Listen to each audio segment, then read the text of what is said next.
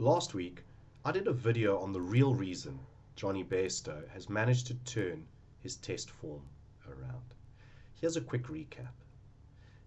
The first image is the reason why he's been exposed against a moving red ball and dismissed such a high percentage of the time clean bowled and LBW throughout his career.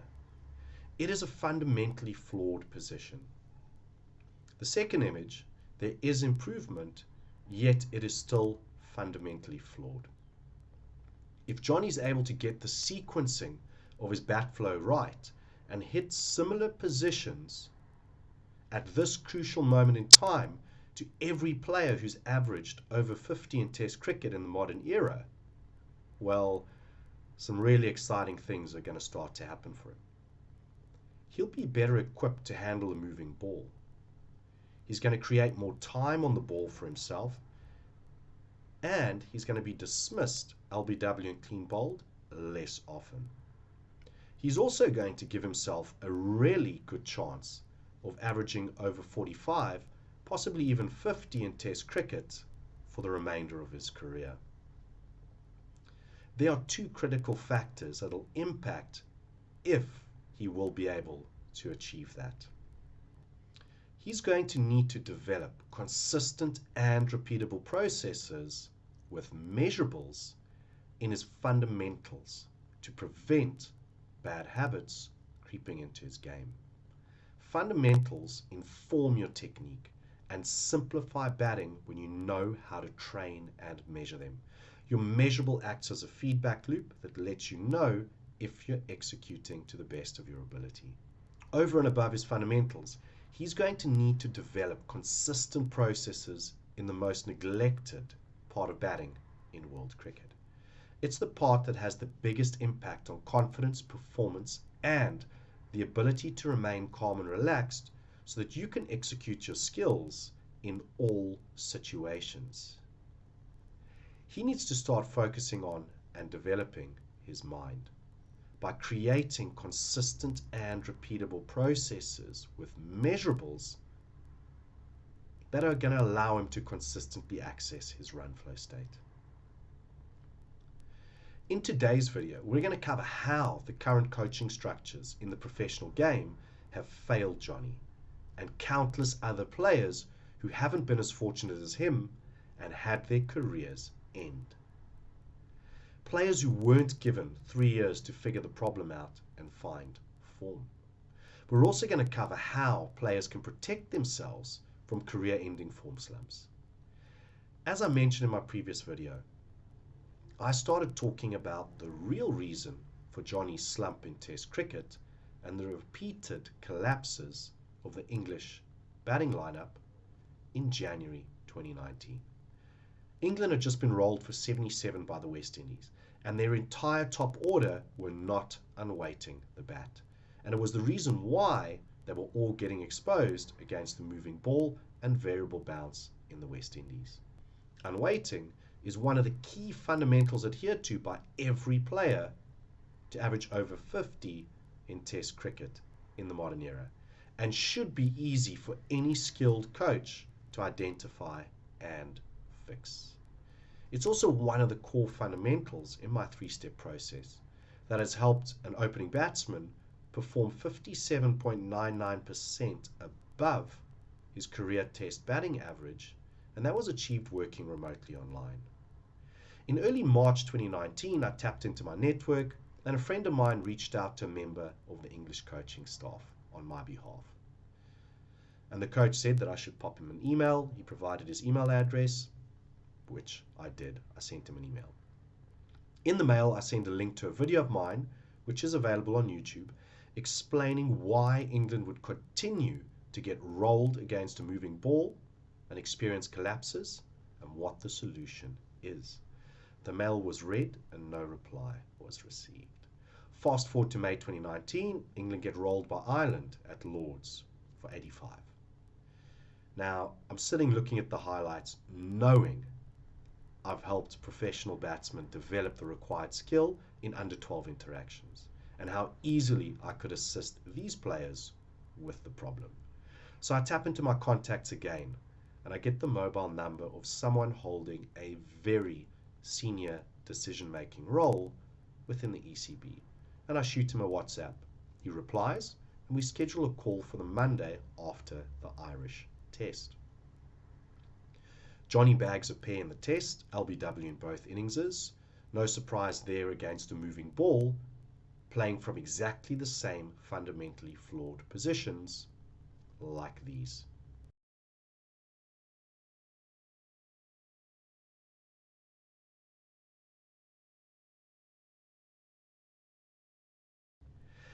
England, however, end up winning the test and the call is cancelled because it now clashes with the board meeting leading into the Ashes. I offer an alternate day and time and I hear nothing back. England then get rolled for 67 by Australia. Ben Stokes' heroics see them win the test, and I do a video explaining why his heroics were bad for English cricket. You can also find that video on YouTube. And in that video I outline once again why England will continue to experience batting collapses against a moving red ball. I reach out once again to the senior decision maker within the ECB to try and reschedule the call that was cancelled earlier in the year. No reply is received.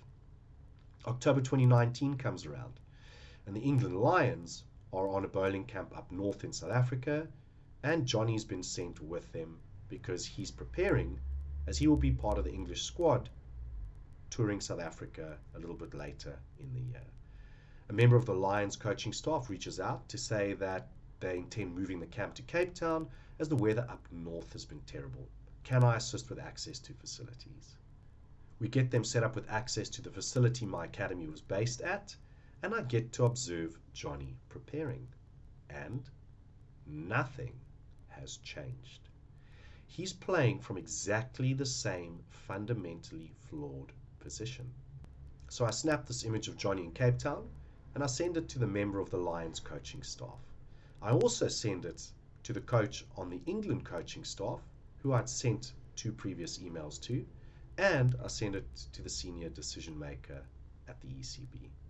And I say, guys, this image is the reason Jonny continues to struggle against a moving ball in Test cricket and is repeatedly getting bowled and dismissed LBW. Here's a side-by-side of a player I helped overcome this issue. And the outcomes for him were a 2,000 county run season, 1,000 first-class runs, including 4 first-class hundreds, personal best 228, and 3 list A hundreds in a row. I explained the outcomes were achieved in under 12 interactions, and that by that stage I'd helped 5 professionals, all specialist top-order batsmen, to an average improvement of 37.07% above their career batting averages across all 3 formats in under 12 interactions. Jonny's in Cape Town, I can help him with this. The coach with the Lions said he didn't think Jonny would be open to meeting up and having a chat. No reply was received from the other 2. Jonny then gets picked in the first test for South Africa. He's clean bowled in the first innings, fails in the second innings, playing from exactly the same fundamentally flawed positions, and he's dropped for the rest of the series. Now, Jonny's been incredibly fortunate that England persisted with him for such an extended period of time, since 2019, while he averaged under 30. Sadly, many players were not persisted with and had their international careers end because of this fundamental flaw that any skilled coach should have been able to identify and fix. The current structures within the professional game are failing players, and players are failing themselves. The system is failing players in that no one within the England coaching structures could identify this fundamental issue and fix it. Why couldn't they? They couldn't because they're all ex-players, some of them fantastic players who had incredible international careers. But they're essentially novice coaches who lacked the skills to see the problem. They also lacked the skills to implement the solution themselves even after it was shown to them. The outcome for Jonny was lost time performing significantly below his best. The outcome for other players has been the ending of their international careers. So the system is failing the players. How are the players failing themselves, and what can you do to prevent something like this happening to you? Well, you need to take full ownership and responsibility of your career and stop blindly putting your faith in novice coaches who you had no say in their appointment, who do not have a track record of improved player performance. Coaches who lack the skills to help you when you need their help the most and your career is on the line. Coaches who will drop you and choose to protect their job when you're not performing, rather than bring in external specialists who have the skills and ability to assist you when they themselves lack the skills to assist you. What you need is a specialist like me, a specialist you employ who is loyal to you and only you, a specialist with 24 years experience, someone who doesn't rely on trial and error when you are struggling, but rather employs a proven process that's helped professionals, all specialist top order batsmen, to an average improvement of 49.45% above career batting averages, achieved in under 16 interactions working remotely online. Someone who isn't afraid to bring in external help if you need it, because their only concern is helping you perform at your best no matter what. Greatest ever athletes like Tom Brady and Michael Jordan knew this and employed and worked with their own specialist coaches while playing in a team environment. Batting is a highly specialized skill, and if you're not performing, your career is at risk, along with your earnings and your legacy. Brady started working with Alex Guerrero in 2005 and still works with him today. Michael Jordan worked with Tim Grover for 15 years. Now you might be thinking the English setup is just one example. Well, here's how bad the current structures are. Virat Kohli, one of the greatest players in the modern era, has not scored an international 100 since November 2019. And his average has dropped below 50 in Test cricket when he should be averaging above 60. Pujara hasn't scored a Test 100 since January 2019. It is an indictment of how bad things are and how poor the support is within professional structures at the highest level that two players of this quality have not scored an international 100 for such an extended period of time. All the pros I've worked with remotely online have scored 100 within their first 4 weeks. 2 of them did it in their first match, a Test 100 for one, a first class 100 for another.